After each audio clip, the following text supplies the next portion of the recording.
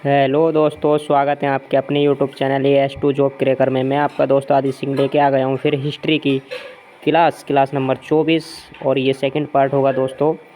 और ये चोलों से संबंधित चल रही है, चोलो संगम और भी एक से आपके राजवंश हैं उनके संबंधित चल रही है। ये पार्ट नंबर 2 है दोस्तों। ये क्लास बहुत ही महत्वपूर्ण होने वाली है और आपके लिए यूपी PCS RO या RO ARO हाई कोर्ट इत्यादि परीक्षाओं के लिए बहुत ही महत्वपूर्ण होने वाली है। आइए देर न करते हुए शुरुआत करते हैं अपने पहले क्वेश्चन से। पहला क्वेश्चन कहता है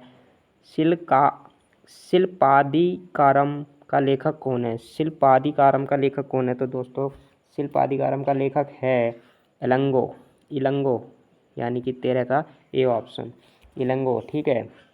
यह संगम साहित्य का बहुत ही महत्वपूर्ण काव्य है दोस्तों। इसका लेखक चोल नरेश करिकाल का पौत्र है, यानी कि जो चोलों का राजा था नरेश करिकल, उसका पौत्र ने लिखी है। ठीक है दोस्तों, आइए चलते हैं क्वेश्चन नंबर 2 की ओर। क्वेश्चन नंबर 2 कहता है शैव संतों के लेखन के संग्रह को पांचवा वेद भी समझा जाता है। उपरोक्त संग्रह का नाम क्या है?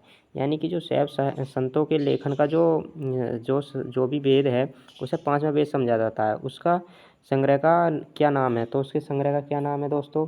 तो उसके संग्रह का नाम है त्रुमुराय, यानी कि 14 का डी ऑप्शन। त्रिमुराय यानी 14 का डी ऑप्शन, यानी कि ठीक है दोस्तों। आइए चलते हैं क्वेश्चन नंबर 15 की ओर। 15 कहता है ईसा की प्रारंभिक शताब्दियों में भारत तथा रोम के बीच घनिष्ठ व्यापारिक संबंधों की सूचना किस पुरास्थल की खुदाई से प्राप्त होती?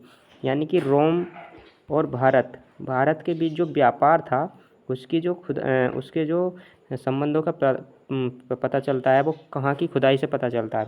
तो दोस्तों उसके संबंधों का पता चलता है आपका बी ऑप्शन ही। उसके संबंधों का पता कहाँ से चलता है? तो वो चलता है हमारा अरिकमेडु से, यानी D option is right option. ठीक है दोस्तों, आइए चलते हैं क्वेश्चन नंबर 16 की ओर। 16 कहता है पूर्वी भारत में प्रमुख भारतीय रोमन व्यापारिक स्थान था। पूर्वी भारत में प्रमुख भारतीय रोमन व्यापारिक स्थान था, यानी पूर्वी भारत में रोमन व्यापारियों का स्थान क्या था, कैसे था? ठीक है, तो क्या था दोस्तों पूर्वी भारत में? तो वो था अरिकमेडु। क्या था? अरिकमेडु, यानी कि B option is right option. ठीक है दोस्तों, आइए चलते हैं क्वेश्चन नंबर 17 की ओर। 17 कहता है निम्नलिखित में से कौन सा बंदरगाह पोर्डू के नाम से दी पेरिप्लस ऑफ दी इरिथेंसी के लेखक को ज्ञात था? यानी कि जो पोर्डू के नाम से जो था वो किस लेखक को ज्ञात था?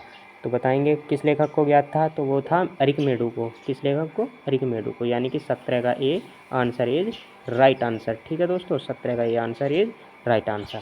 आइए चलते हैं क्वेश्चन नंबर 18 की ओर। 18 कहता है रोमन बस्ती कहाँ से प्राप्त हुई हैं? तो रोमन बस्तियाँ कहाँ से प्राप्त हुई हैं? अरिकमेडु से, अरिकामेडु से, यानी कि 18 का B option is right option. आइए चलते हैं 19 क्वेश्चन पर। 19 कहता है एम्फोरा जार होता है। एम्फोरा जार क्या होता है दोस्तों? तो एम्फोरा जार एक लंबा एवं दोनों तरफ फत्तेदार जार होता है एम्फोरा जार, यानी ये भी B option is right option. आइए चलते हैं क्वेश्चन नंबर 8 की ओर। 20 की ओर। 20 कहता है निम्नलिखित राजवंशों में किसका उल्लेख संगम साहित्य में नहीं हुआ है? ऐसा कौन सा राजवंश है जिसका उल्लेख संगम साहित्य में नहीं हुआ है? तो कौन सा संगम साहित्य में उल्लेख नहीं हुआ है बताएंगे दोस्तों? तो वो है कदम्ब का नहीं हुआ है, यानी कि 20 का ये ऑप्शन इज राइट ऑप्शन। ठीक है दोस्तों, आइए चलते हैं क्वेश्चन नंबर चलते हैं 21 की ओर। 21 कहता है वेरी वेरी इंपॉर्टेंट क्वेश्चन है निम्नलिखित में से कौन एक तमिल देश के संगम युग का राजवंश नहीं था? निम्नलिखित में से कौन एक तमिल देश के संगम युग का राजवंश नहीं था? तो कौन नहीं था? पल्लव नहीं थे भाई साहब। कौन नहीं था? पल्लव। ठीक है दोस्तों, आइए चलते हैं क्वेश्चन नंबर 22 की ओर।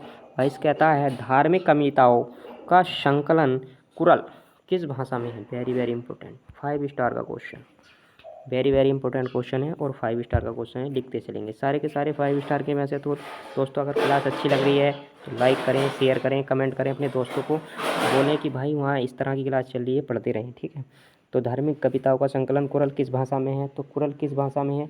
तो वो है तमिल में। कुरल तमिल भाषा में है। ठीक है दोस्तों, आइए चलते हैं क्वेश्चन नंबर 23 की ओर। 23 कहता है निम्नलिखित तमिल ग्रंथों में किसे लघु वेद की संज्ञा दी है, यानी कि तमिल भाषाओं में किसे लघु वेद की संज्ञा दी है, तो किसे दी है, कुरल को, यानी कि D option is right option, D Kural को।